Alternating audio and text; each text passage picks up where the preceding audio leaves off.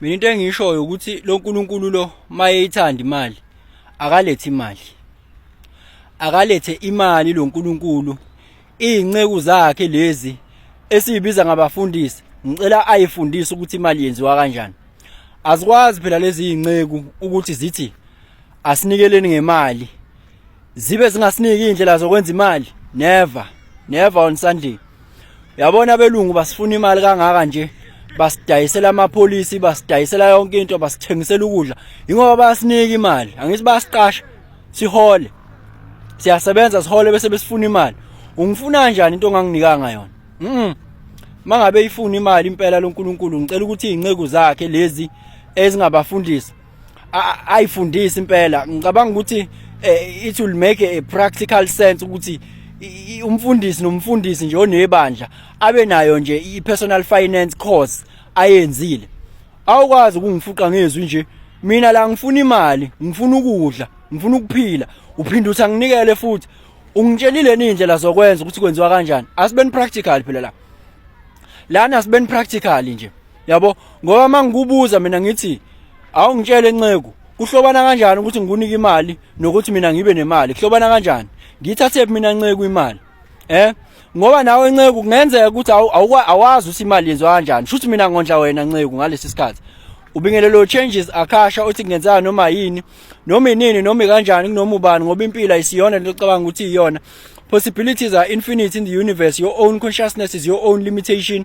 Kukude lapho sisuka khona futhi kukude lapho siya khona. Beka phansi umoya ungatatazeli uyabona. Yabona ngiyengizwe ngendaba into engizoyikhuluma la angiyazi kodwa ngiyengizwe ukuthi kuthiwa lapha eUSA babeka umuntu onemali impela ocebile ukuthi abe upresident. Ngokwe logic ke ethi ngeke aze intshontshe imali ngoba vele unayo imali. So ke it makes sense, right? Kulungileka ungayithathi ke lo context ulethe la eSouth Africa ngoba maybe it could not be the case. But uma inceku nje yona ingitshela ukuthi ngizobusiswa ngithi inceku ngitshela ngizobusiswa angilethe imali. Inceku kumele ibe nemali nayo inceku kumele ibe nemali inceku nayo bese ke ingifuna imali ngoba mina I will think ukuthi kahle le mali le iya kuinceku nje. Inceku phela kumele ukuthi kahle lana inkinga lento yokuba umfundisi ngoba umfundisi uyayikhuluma nento oyizwile kodwa ongakazi uyiphile. Yes, ongakazi uyiphile. Ungitshela ukuthi kuzokwenzeka u1 no2 no3 angikunikeze imali. Angikunikeze imali. Kuzokwenzeka u1 no2 no3. Wena ke nceku unayo yini? Ungitshelile indlela zokuyenza le mali. Asibeni practical. Ungitshelile indlela zokuyenza le mali uthi yenziwa kanjani nceku imali.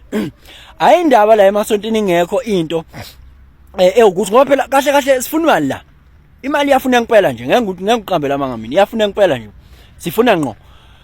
Uma ngabe ukuthi indaba ngingabi la emabandleni kube ukuthi kunezikhathi la khona kubizwa abantu kuba nezingqoqo njengoba kusuke kuthiwa kukhuliswa intsha kunewing yentsha kunewing yomama kunewing yobaba. Indaba engeke financial wing kodwa futhi imali iyafuneka. Sinikela ngemali angithi la.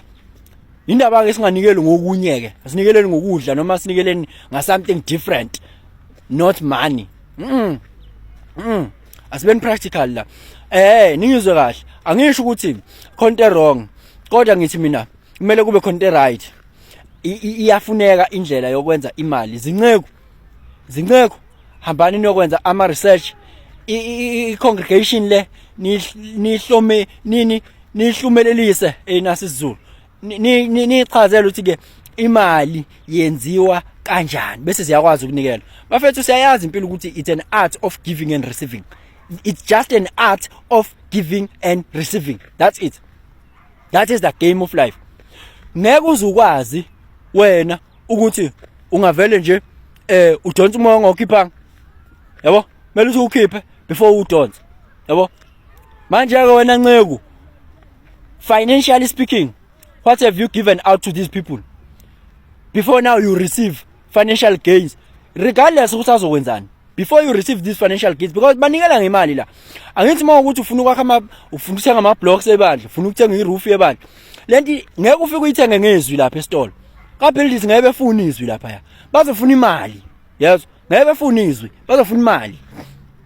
ngawutshela ngiphethe izwi la lithi onikelayo isandla esikhiphayo esibusisiwe kunesamukelayo cha bazofuna imali leyo oyithathephi ezincekweni izinceko zona ziyithathephi imali asibeni practical asibeni practical siyazi ukuthi imali siyayazi umgomo yemali ukuthi alright lana ngitshela ukuthi izingane ufuna yifunde ufuna izingane ezifunde right lezi ngane mase yifundile emele isebenze mase yisebenzile emele ibuye ezonikela angithi right here asibeni practically ke la asishayeni imali sifundise izingane esontweni asishayeni imali le mali le ayifundise izingane asinvesteni la human resource asinvesteni la asifundise le ngane sikhokhela ama tuition fee ma university singene ifunde ne bese sizamani uyibhalisa ama CV emva kalokho esontweni ubhalwa ama CV ozani siyawabhala ama CV siyacija phendula kanjani interview angithi nina la esontweni nabo abantu abaqashayo la esontweni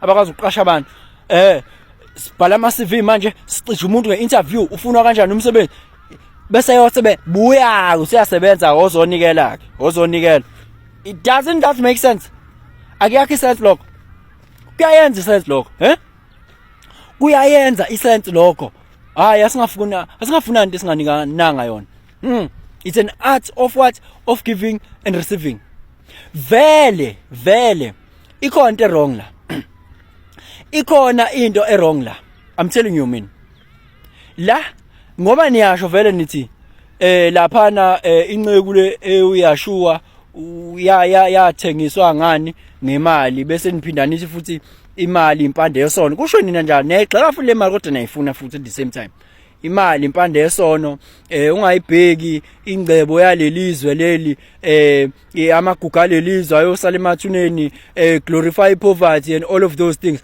kodwa futhi kumele sikhiphe kweshumi welalela la yabona kokweshumi ngicela nenze kanje naka congregation noma wena mfundisi qobo lwakho yenza kanje part of what you earn 10% of what you earn is yours to keep yes that is the first rule of money first rule of gold 10% of what you earn is yours to keep you keep that 10% to yourself as a congregation or as someone or attend this on 10% of your salary every month.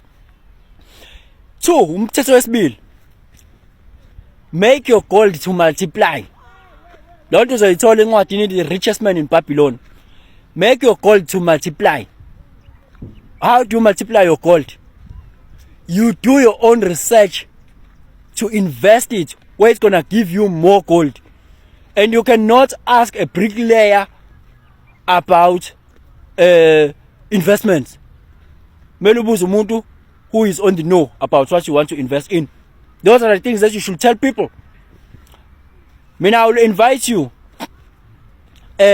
pastors ukuthi nihambe niyolalela uDr. Emmanuel Olumide Emmanuel Doctor. Yes, wase Nigeria. Nike nilalele yena. Nizwe ukuthi isonto kumele ihambe kanjani. Laphana ke mina mangingaya khona ngafike nginikele ngisho nango 30,000 ngingakhathali nginganqeni futhi. Ngobani? That man unayo into yokuthenga, yes, unayo inyungu. Is owning properties all over the world. 1, 2 is giving financial lokhungana. Kunekhona nje kuthiwa yini School of Wealth, School of Money. Ncwadi yakhe. Yabo? Because at the end of the day kumele ungifuna into onginikezile yona. Ngangifuna into onganginikezanga yona. Yabo? So ke ayiqonisane lapho nje ngoba yiyo lento egcina manje kuskemeka. Many people are crying with you. Many people are crying with you.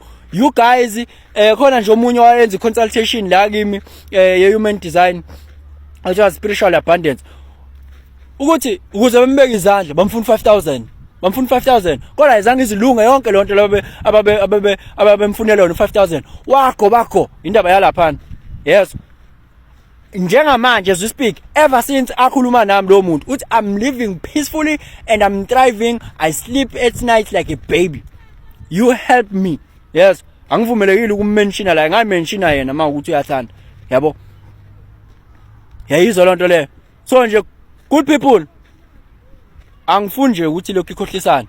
Hamba nokwenza ama financial courses.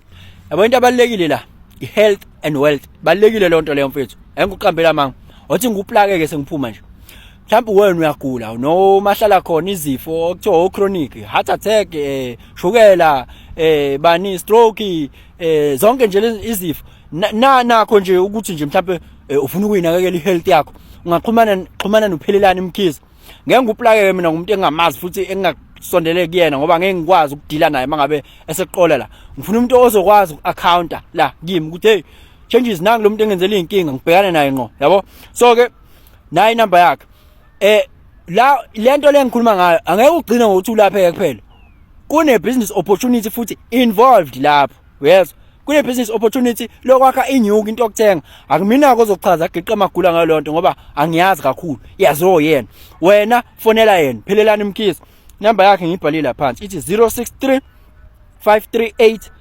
7974 063 538 7974 yeah so ngoba ngisho ngathi mina angikhangisi la yes ngoba ngifuna mase niqolana le makhoneni bese niyabuya niza la ngithe it's someone that you can come to me mangabe ukuthi khona inkinga ohlangabezana nazo business opportunity phindula pheke futhi danko.